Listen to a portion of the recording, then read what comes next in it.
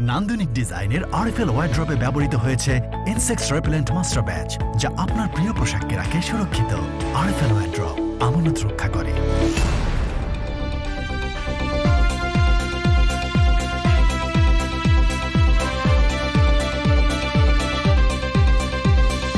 অফিসে যাওয়ার পরে বললো যে আপনি যদি আর অফিসে আসেন এবং আমার সাথে আমাকে ফোন দেন তাহলে আপনার সমস্যা হবে। তো ওরা বিভিন্ন রকম হুমকি নামকে দিচ্ছে যে টাকা চাইলে পাওনাদারদের ওপর নামতো জেকেজি নির্যাতনের খড়গ। রিমান্ডে সাবরিনা, এখনো ধরাছোঁয়ার বাইরের রিজেন বস, গ্রেফতারি পরোয়ানা জারি। করোনায় শিল্পপতি নুরুল ইসলাম বাবুলের মৃত্যু, 24 ঘন্টায় আর 39 জনের প্রাণহানি। পরীক্ষায় মানুষের আগ্রহ কমার দাবি স্বাস্থ্য অধিদপ্তরের।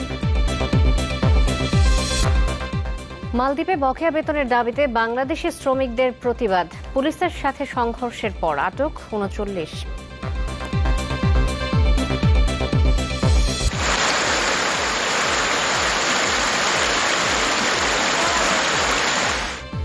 ঢুকছে নতুন নতুন এলাকা, বানের পানি ঢুকছে শহরাঞ্চলেও, 12 জেলায় বন্যা পরিস্থিতির অবনতি।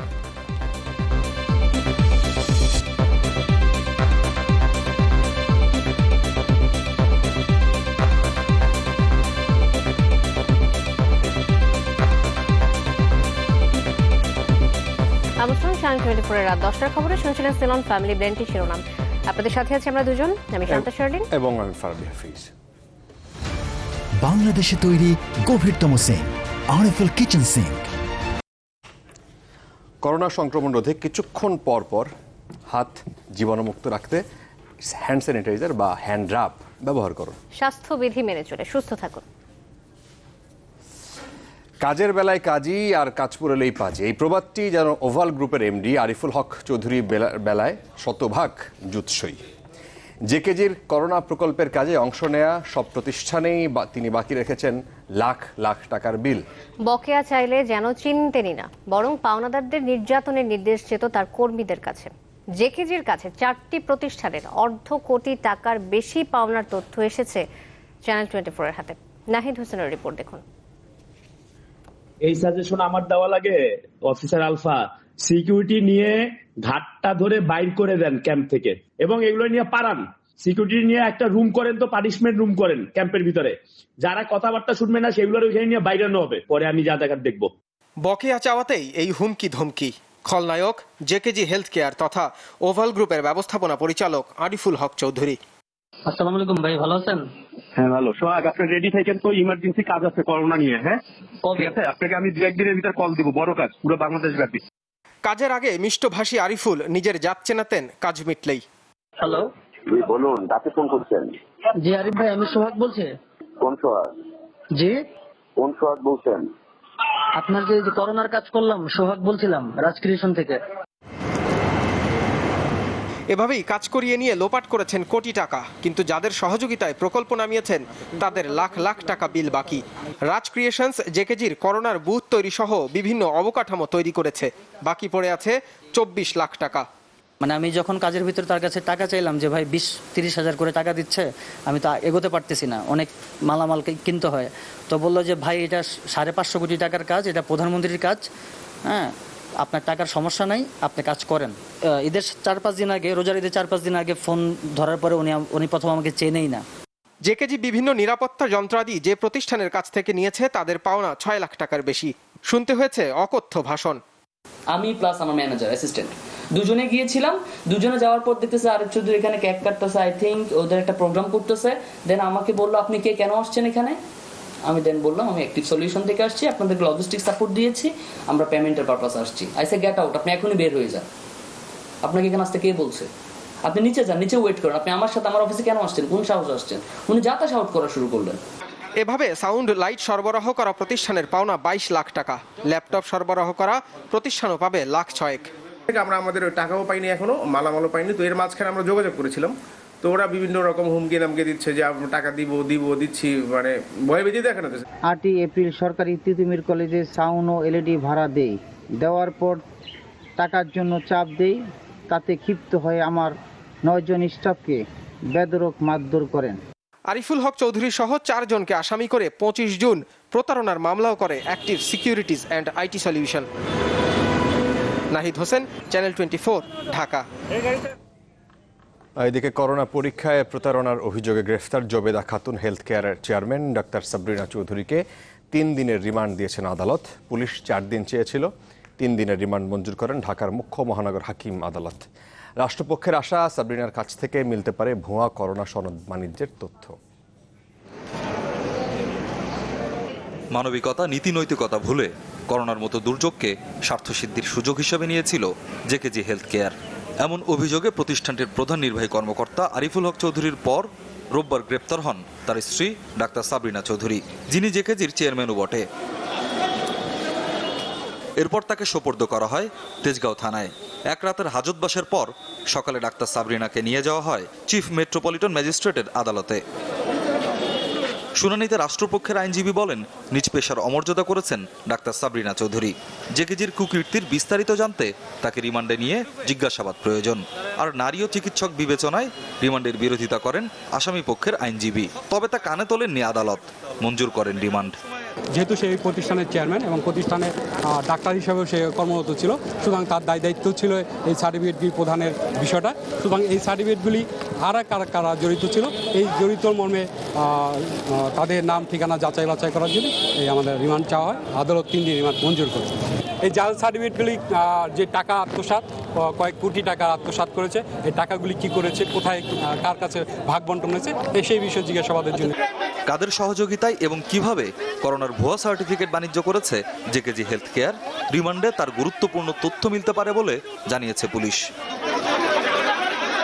স্বপ্নিল শাহরিয়ার শিশির, চ্যানেল 24, ঢাকা। আম 5 কেজি। একটু বেশি দে। ওকে 10 কেজি। তাহলে লিচিও দিস। ওকে লিচু 100। 100? আরো বেশি দে। তুই কি আমাকে বাংলা লিঙ্ক পাইছিস? সবসময় বেশি বেশি। যা ভাত অর্ডার দিব না। সবাই জানে বাংলা লিঙ্কই দেয় সবসময় বেশি বেশি। 3 GB ইন্টারনেট মাত্র 64 টাকায়। বাংলা লিঙ্ক। রিজেন্ট গ্রুপের চেয়ারম্যান মোহাম্মদ শাহেদের বিরুদ্ধে গ্রেফতারি পরোয়ানা জারি করেছেন ঢাকার একটি আদালত। বিকেলে ঢাকা মহানগর হাকিম মইনুল ইসলাম শাহেদের বিরুদ্ধে 2টি মামলায় গ্রেফতারি পরোয়ানা দেন। এই 2 মামলায় তার বিরুদ্ধে 3,68,00,000 টাকা আত্মসাতের অভিযোগ আনা হয়েছে। মামলা দুটি করেছেন কারওয়ান বাজারের মাসুদ এন্টারপ্রাইজের সাইফুল্লাহ মাসুদ। আগামী 13 আগস্টের মধ্যে উত্তরা পশ্চিম থানাকে এই মামলার প্রতিবেদন দাখিলের নির্দেশ দেওয়া হয়েছে। গেল সপ্তাহে রিজেন্ট চেয়ারম্যানের করোনা বিশেষায়িত হাসপাতালে অভিযান চালায় র্যাব। এরপর থেকেই পলাতক শাহেদ। এদিকে প্রতারণার মাধ্যমে 91 লাখ টাকা আত্মসাতের অভিযোগে রিজেন্ট গ্রুপের চেয়ারম্যান শাহেদ করিমের বিরুদ্ধে মামলা হয়েছে চট্টগ্রামে। মেগা মোটরসের মালিক মোহাম্মদ সাইফুদ্দিন আজকে বিকেলে নগরী ডাবল মুরিং থানায় এই মামলাটি দায়ের করেছেন। শাহেদ ছাড়াও আসামি তার সহযোগী শহীদুল্লাহ। তাদের বিরুদ্ধে অভিযোগ হচ্ছে মেগা মোটরসের আমদানি করা 203 হুইলারের রুট পারমিট নিয়ে দেওয়ার নাম করে 91 লাখ টাকা নেন শাহেদ। কিন্তু রুট পারমিটের নামে যেসব কাগজপত্র তাকে দেয়া হয় তার সবটাই জাল। পরে টাকা ফেরত চাইল, দেননি শাহেদ করিম। এদিকে রিজেন্ট হাসপাতালের মালিক মোহাম্মদ শাহেদকে ধরতে চেষ্টা চলছে বলে জানিয়েছে আইন শৃঙ্খলা বাহিনী।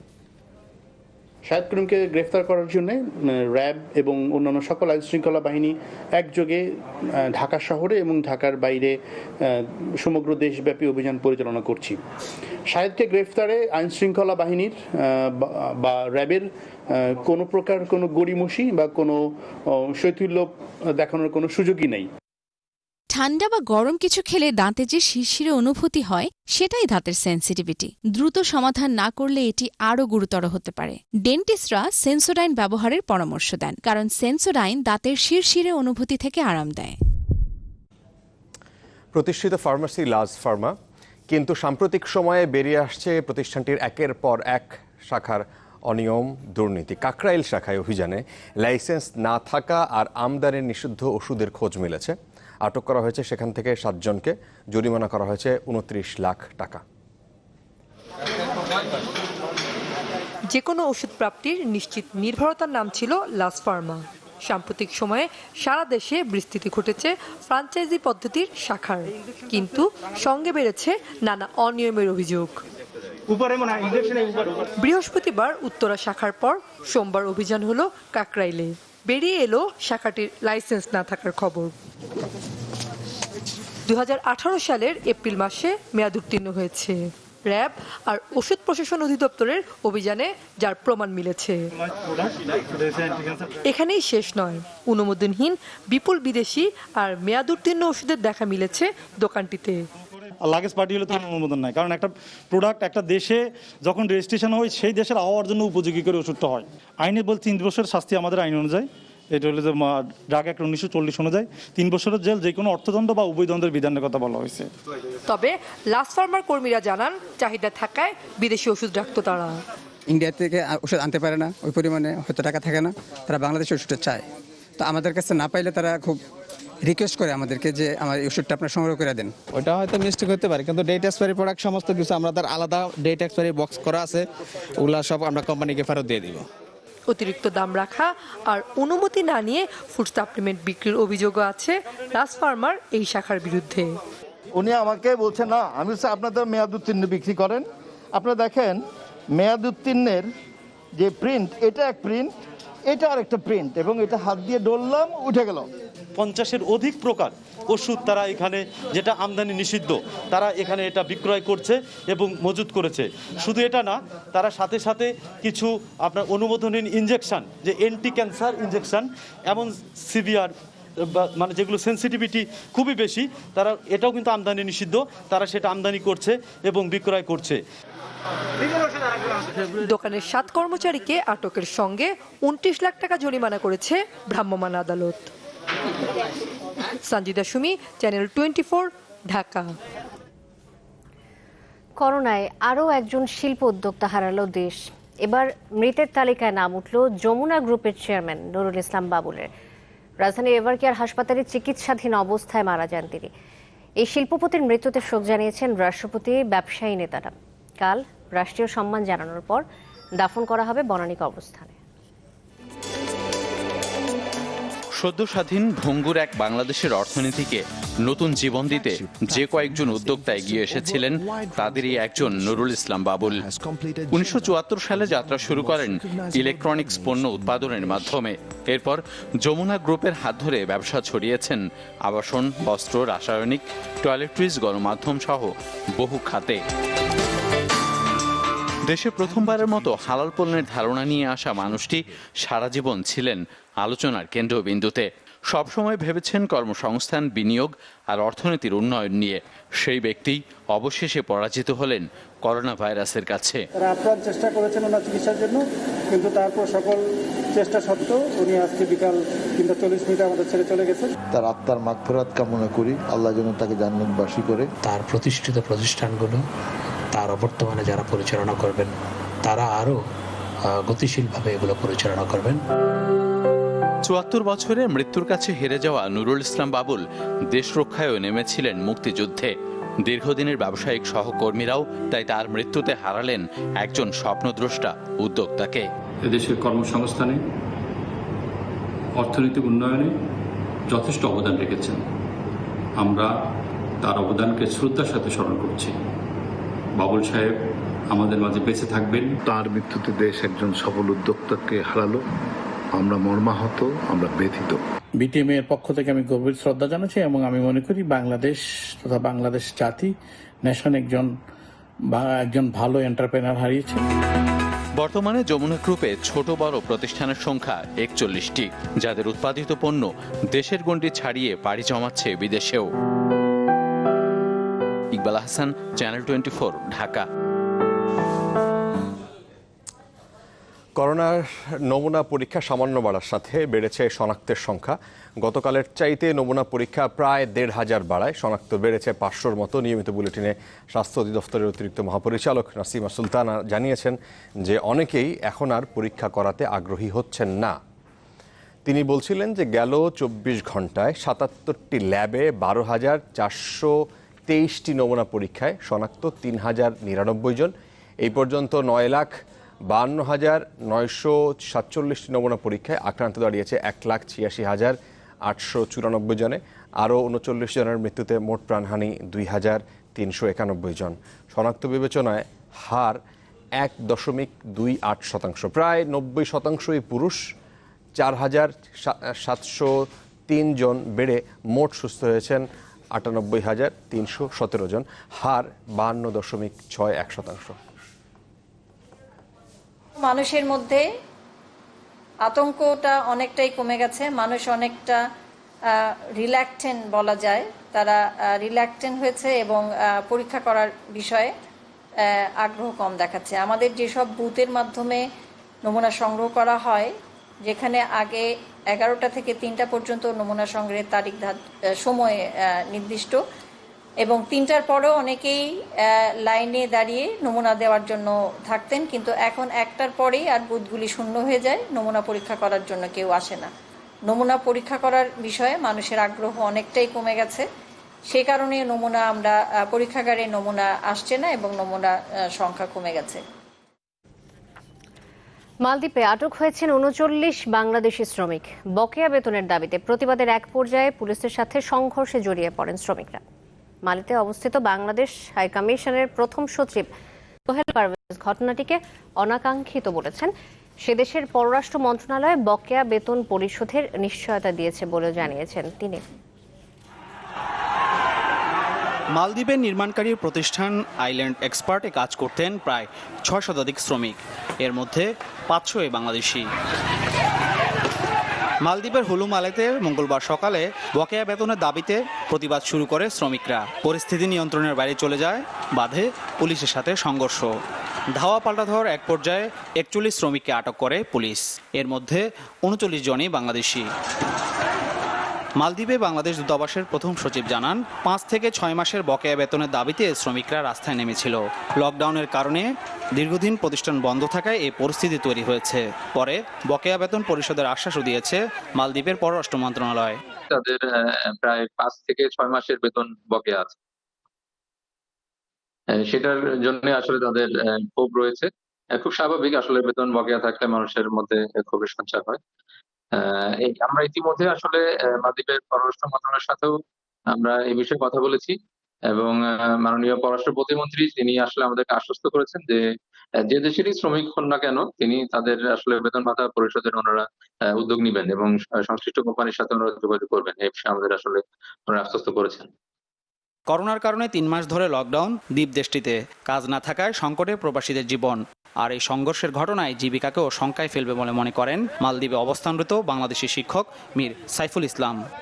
মালদ্বীপসের নর্মের সাথে খুব একটা যায় না, কারণ হচ্ছে মালদ্বীপে এখন লেবার যে রেগুলেশন হয়েছে এরপর থেকে আপনার নন পেমেন্টের কেস খুবই কম এখানে এখন। বেশ কিছুদিন ধরেই অবৈধ শ্রমিকদের ফেরত পাঠাতে চায় মালদ্বীপ। প্রায় 4 লাখ জনসংখ্যার দেশটিতে বৈধ অবৈধ মিলিয়ে প্রায় 1.5 লাখ বাংলাদেশি বসবাস করেন। মাহফুজ কামাল, চ্যানেল 24, ঢাকা। সময় হলো একটা বিরতির, ফিরছে একটু পর। আরো একবার আমন্ত্রণ। আপনারা দেখছেন চ্যানেল 24। স্টিকি অ্যাডিসিভ, জোড়া লাগাই সবকিছু।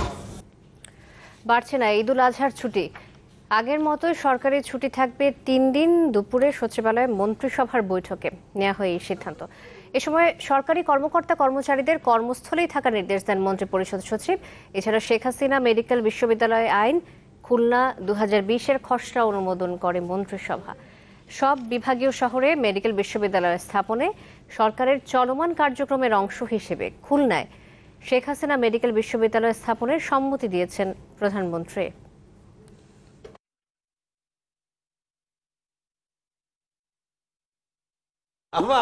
আলু 1 কেজি না? হ্যাঁ, একটু বেশি দিয়ে। 10 টাকার মরিচ বেশি করে দিয়ে। আপা, আমার কি বাংলা লিংক পাইছে? সব সময় বেশি বেশি চান। সবাই জানে বাংলা লিংকই দেয় সব সময় বেশি বেশি। 90 মিনিট মাত্র 57 টাকায়। বাংলা লিংক।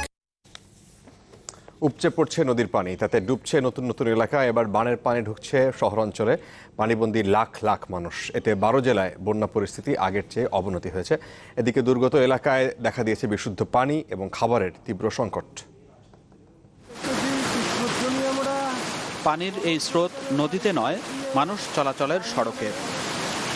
ফুলগাজী ফেনী পরশুরাম আঞ্চলিক সড়কের চিত্র এটি। মুহুরী নদীর 9টি স্থানে বন্যা নিয়ন্ত্রণ বাঁধ ভেঙে ডুবেছে অন্তত 15টি গ্রাম। এলাকার জনগণ চায় এই মৌরি বাঁধের স্থায়ী সমাধান। আশ্বাসই দিয়ে যায়, কেউ এই কাজগুলো এখন পর্যন্ত করতেছে না। আমরা স্থায়ীভাবে একটা সমাধান চাই। এটা ক্ষতিগ্রস্তদের সহায়তায় ব্যবস্থা নেওয়ার আশ্বাস পানি উন্নয়ন বোর্ড ও জেলা প্রশাসকের।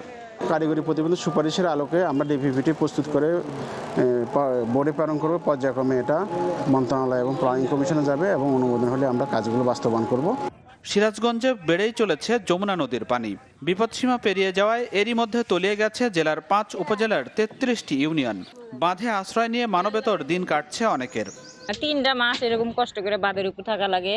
আর এখন যে পরিস্থিতি, তাতে আমাদের হলো ঘর ছাড়া আমরা উপরে এসে বাঁধের উপরে এসে ঘর বাড়ি তুলছি।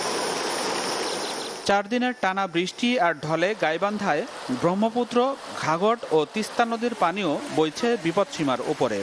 এতে নতুন করে প্লাবিত হয়েছে 30টি গ্রাম। নীলফামারী, লালমনিরহাট ও কুড়িগ্রামেও পানিবন্দী কয়েক লাখ মানুষের ভোগান্তি। 3টা মাস এরকম কষ্ট করে বাঁধের উপর থাকা লাগে। আর এখন যে পরিস্থিতি, তাতে আমাদের হলো ঘর ছাড়া আমরা উপরে এসে বাঁধের উপরে এসে ঘর বাড়ি তুলছি। 4 দিনের টানা বৃষ্টি আর ঢলে গাইবান্ধায় ব্রহ্মপুত্র, ঘাঘট ও তিস্তা নদীর পানিও বইছে বিপদসীমার উপরে। এতে নতুন করে প্লাবিত হয়েছে 30টি গ্রাম। নীলফামারী, লালমনিরহাট ও কুড়িগ্রামেও পানিবন্দী কয়েক লাখ মানুষের ভোগান্তি এখন চরমে। আজ 3 দিন থেকে কান্নাকাটি করতেছে, শুধু মুড়ি খেয়ে আছে। বাড়ি ঘর ভাঙে গেছে, বন্যা থেকে খাওয়া দাওয়া হয় না। নিম্নভূমিতে যারা বসবাস করছিল তাদেরকে নিরাপদ জায়গায় সরে যাওয়ার জন্য বিশেষ সতর্কবার্তা বা রেড অ্যালার্ট জারি করেছিলাম। সিলেট ও সুনামগঞ্জ শহরে ডুবে গেছে পথঘাট, স্কুল, কলেজ। পানি উঠেছে বিপণী বিতানেও।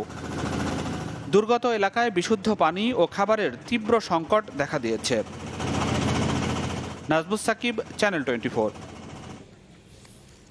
বহতা নদীতে বাঁচছে জীবন জীবিকা। রাজধানীতে দীর্ঘদিন তা ছিল অনুপস্থিত। থমকে যাওয়া সেই নৌপথে আবারও দুরন্ত গতিতে ছুটবে জলযান, যার ছন্দে দুলে উঠবে শহরের ভেতর বাহিরের খালের পানি। সেই স্বপ্ন দেখাচ্ছেন নৌ প্রতিমন্ত্রী। শিগগিরই শুরু হবে আদি বুড়িগঙ্গা চ্যানেল ও ঢাকার খালগুলোর সচলের কাজ।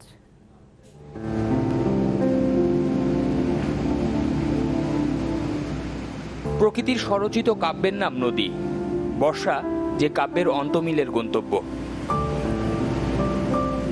দৃষ্টির ক্যানভাসে টলমলে বয়ে যাওয়া জল যেন সৌন্দর্যের নিঃশ্বাস।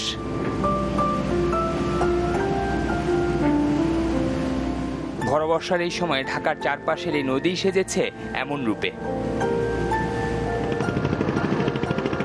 ভাবতেও অবাক লাগে, এই বুড়িগঙ্গার তুরাগ মাস 2 আগেও কান্না ছিল ঢাকাবাসীর। ঋতুচক্রের পালায় এখন সেখানে অথই জলরাশি। করোনা ভয়কে তুচ্ছ করে নদীর সাথে ছুটছে মানুষের জীবন জীবিকা। বর্ষার বদন্যতায় মুমূর্ষু ঢাকার নদীগুলোর রূপ বদলেছে ঠিকই, তবে এখনও পুরোপুরি বন্ধ হয়নি দূষণের উৎসগুলো।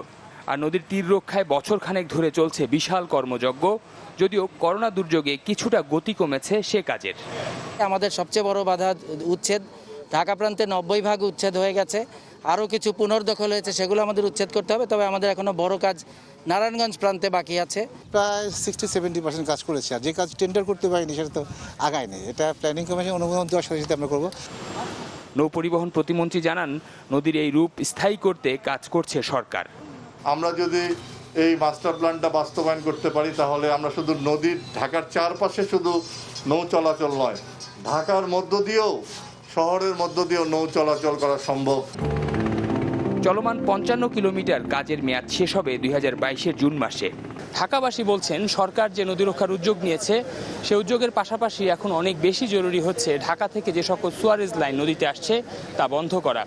তাহলে সারা বছরময় এমন স্বচ্ছ প্রাণীর প্রবাহ রাখা যাবে ঢাকার চারপাশ জুড়ে। শফিকুল ইসলাম সবুজ, চ্যানেল 24, তুরাগ নদী, ঢাকা। সময় হলো আর একটা ছোট্ট বিরতি। একটু পর সাথেই থাকুন। আবার আমন্ত্রণ রাত 10টার খবরে। দেখছেন চ্যানেল 24। দেশের বিচারিক আদালতের ইতিহাসে প্রথমবার ভার্চুয়ালি বসল প্রধান বিচারপতির নেতৃত্বাধীন আপিল বেঞ্চ। সকালে প্রধান বিচারপতি সৈয়দ মাহমুদ হোসেনের নেতৃত্বে ভার্চুয়ালি শুনানি শুরু হয়। এই সময় যোগ দেন আপিল বিভাগের অন্য বিচারপতিরা। ভার্চুয়ালি বিচার ব্যবস্থাকে এগিয়ে নেওয়ার পাশাপাশি সফল হলে সপ্তাহে 5 কর্মদিবসেই আপিল বিভাগ বসার কথা বলেছেন প্রধান বিচারপতি। একই সাথে ভার্চুয়ালি আপিল বিভাগ পরিচালনা নিয়মিত আদালতের অংশ বলে মত দিয়েছেন অন্য বিচারপতিরা। করোনা ভাইরাসের কারণে দীর্ঘ 4 মাস বন্ধ ছিল আপিল বিভাগ। এর আগে ভার্চুয়ালি হাইকোর্ট খুলে দেওয়া হয়।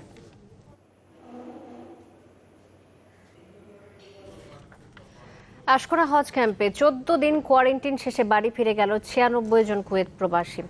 29 জন কুয়েত এয়ারওয়েজের ফ্লাইটে হযরত শাহজালাল আন্তর্জাতিক বিমানবন্দরে এসে পৌঁছালে 96 জন বাংলাদেশিকে আশকোনা হজ ক্যাম্পে 14 দিনের কোয়ারেন্টাইন দেওয়া হয়। দীর্ঘদিন পর দেশে ফিরে পরিবারের কাছে যেতে না পারার কষ্ট থাকলেও ক্যাম্পের কোয়ারেন্টাইন ব্যবস্থাপনা নিয়ে সন্তুষ্টি জানান তারা। 8 জুলাই ইতালি ফেরত 141 জন প্রবাসী এই ক্যাম্পে 14 দিনের কোয়ারেন্টাইনে আছেন। সব মিলে হজ ক্যাম্পে প্রাতিষ্ঠানিক কোয়ারেন্টাইনে আছেন 269 জন।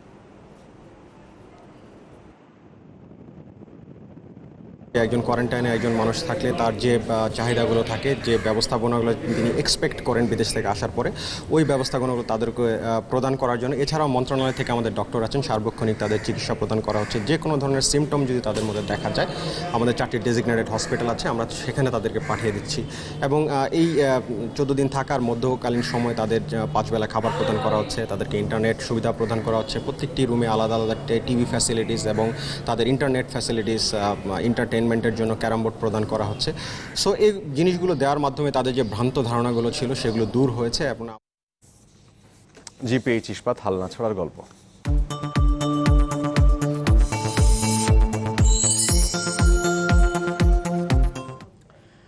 এক বছর বয়সে পোলিও কেড়ে নেয় একটি পায়ের শক্তি। শৈশবে সমবয়সীরা যখন দুরন্তপনায় ছুটে বেরিয়েছে, ঠিক তখন শুয়ে বসে শুধুই দেখতেন নড়াইলের গোপীনাথ বিশ্বাস। তারপরও দমে যাননি তিনি। পায়ে শক্তি না থাকলেও স্বপ্ন দেখেছেন স্বাবলম্বী হবার। সাইফুল ইসলাম তুহিনের একটি রিপোর্ট।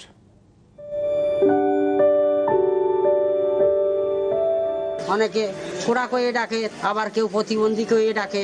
বলি মনে কষ্ট নিনি অনেক সময়, তারপরেও মানে মনে বুঝে যে আমি খোড়া হলেও তো আমার তো সারা জীবনের এটা।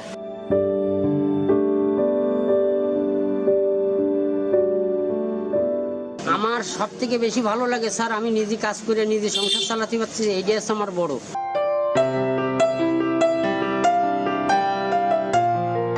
আমার স্বামী নিয়ে আমি গর্ববোধ করি যে উনি কাজ করে নিজের ইচ্ছা মতো নিজের তাগিদে কাজ করে বড় হওয়ার স্বপ্ন দেখতেছে। কর্মের ভিতর থাকতে বললি স্যার নিজেরও মনে হয় না যে আমি মানে অভিশপ্ত। ছোটবেলার থেকে ওই পোলিও ভুগছে, সেইভাবে ও আগ্রহ করে এই হাতের কাজটা শিখছে। অনেক সময় দেখা যাচ্ছে বাইরে গেলে খুব কষ্ট হয়, তাহলেও কয় যে আমি কর্ম করে খাবো। সমস্যা অধিদপ্তর থেকে তার জন্য যত ধরনের সরকারি সুযোগ সুবিধা দেওয়া সম্ভব তার সবগুলো আমি দেবো, যাতে করে সে আমাদের সবার জন্য অনুকরণীয় থাকতে পারে। ছোট দোকানটাকে আস্তে আস্তে স্যার বড় করব এবং মেয়েটারে যেন লেখাপড়া শিখিয়ে বড় কোনো কিছু করতে পারি। হাল ছিল না বাংলাদেশ। জিপিএইচ ইস্পাত, দৃঢ়তার প্রতিশ্রুতি।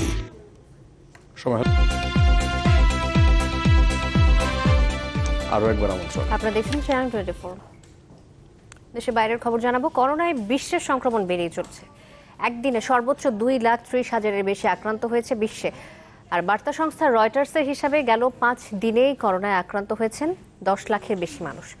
বিশ্ব স্বাস্থ্য সংস্থার হুঁশিয়ারি, সঠিক পথে না এগুলে করোনা পরিস্থিতি আরও খারাপের দিকে যেতে থাকবে। যুক্তরাষ্ট্রে একদিনে আক্রান্ত 65,000, 35,000 মৃত্যু নিয়ে ইতালিকে ছাড়িয়ে চতুর্থ অবস্থানে উঠে এসেছে মেক্সিকো। অ্যামনেস্টি জানিয়েছে এ পর্যন্ত করোনায় বিশ্বে 3,000-এর বেশি স্বাস্থ্যকর্মীর মৃত্যু হয়েছে। সবচেয়ে বেশি 550 মারা গেছেন রাশিয়ায়। জাতিসংঘের প্রতিবেদন বলছে করোনার কারণে চলতি বছর ক্ষুধার্ত মানুষের তালিকায় যোগ হতে পারে আরও 13 কোটি মানুষ। আর সেভ দ্য চিলড্রেনের সংখ্যা, করোনায় স্কুল থেকে ঝরে পড়তে পারে প্রায় 1 কোটি শিশু। করোনা ভাইরাস প্রতিরোধে মানবদেহে টিকা প্রয়োগে সাফল্যের দাবি করেছে Russia. Too many countries are headed in the wrong direction. Corona সংকট মোকাবিলায় ভুল পথে চলছে বিশ্বের অনেক দেশ। করোনা এখনো বিশ্ববাসীর 1 নম্বর শত্রু, তবে অনেকেই এখনো একে হালকাভাবে নিচ্ছে, স্বাস্থ্যবিধি মেনে চলছে না। এভাবে চলতে থাকলে করোনা পরিস্থিতি খারাপ থেকে খারাপই হতে থাকবে। Mixed messages from leaders are undermining the most critical ingredient. ভারতের পশ্চিমবঙ্গে বিজেপি বিধায়ক দেবেন্দ্রনাথের ঝুলন্ত মরদেহ উদ্ধার করা হয়েছে। পরিবারের অভিযোগ তাকে খুন করা হয়েছে। এই ঘটনায় তদন্ত শুরু করেছে সিআইডি। সোমবার সকালে রায়গঞ্জে নিজ বাড়ি থেকে 1 কিলোমিটার দূরে একটি বন্ধ দোকানের বারান্দা থেকে দেবেন্দ্রনাথের হাত বাঁধা ঝুলন্ত মরদেহ উদ্ধার করা হয়। প্রাথমিক তদন্তে পুলিশ বলছে তার পকেট থেকে সুইসাইড নোট পাওয়া গেছে, যাতে নিজের মৃত্যুর জন্য 2 ব্যক্তিকে দায়ী করেছেন ওই বিধায়ক। 2016 সালে সিপিএম-এর হয়ে বিধানসভা নির্বাচনে জয় পান দেবেন্দ্রনাথ। 2019 সালে বিজেপিতে যোগ দেন তিনি। খেলার খবর জানাবো। উঠে গেল ম্যানচেস্টার সিটির 2 মৌসুমের নিষেধাজ্ঞা। ফলে আগামী মৌসুমে ইউরোপিয়ান আসরে খেলতে বাধা নেই সিটিজেনদের। The court of arbitration for sport CAS এই রায় দিয়েছে। 2012 থেকে 16 পর্যন্ত 4 বছরে ক্লাবটির বিরুদ্ধে আর্থিক দুর্নীতির অভিযোগ আনে উয়েফার অর্থ নিয়ন্ত্রণকারী কমিটি। এতে করে ইউরোপিয়ান আসরে 2 বছরের জন্য ম্যান সিটিকে নিষিদ্ধ করা হয়। সঙ্গে জরিমানা করা হয় 30 মিলিয়ন ইউরো। কোর্টের রায় যা কমে দাঁড়িয়েছে 10 মিলিয়ন ইউরো। দ্বিতীয় হওয়ায় আগামী মৌসুমের চ্যাম্পিয়ন্স লিগ খেলতে পারবে সিটিজেনরা। ভাইরাস সংক্রমণের ঝুঁকি কমাতে গণপরিবহন এড়িয়ে চলুন। ব্যবহার করুন দুরন্ত বাইসাইকেল, যা আপনার দেহের ইমিউন সিস্টেম ডেভেলপ করতেও সাহায্য করে। দুরন্ত বাইসাইকেল। এই ছিল চ্যানেল 24 এর রাত 10টার খবরে। অনেক ধন্যবাদ যারা এতক্ষণ আমাদের সাথে ছিলেন। ধন্যবাদ সবাইকে।